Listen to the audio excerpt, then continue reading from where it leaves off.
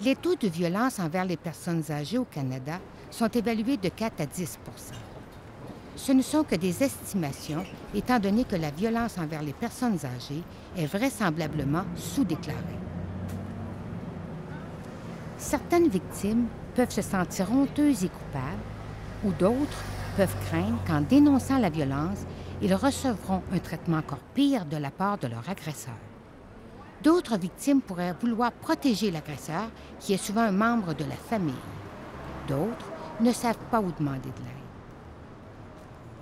80 des cas de violence sont faits par des proches et les abus financiers sont les plus fréquents. J'ai rencontré des personnes âgées qui ont accepté de me raconter leur histoire, mais qui ont refusé d'être vues à l'écran.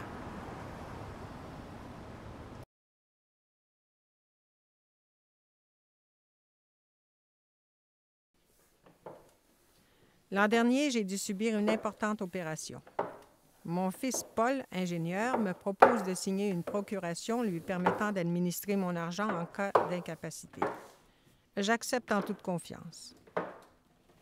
Un peu plus tard, ma voisine me dit « Votre fils a changé de voiture pour une Mercedes noire. » Je sais que mon fils a un bon emploi, mais de là à se payer une Mercedes, j'en doute. Un jour où il vient me voir, je lui parle de sa nouvelle voiture. Je le sens mal à l'aise. J'ai comme l'impression qu'il me cache quelque chose.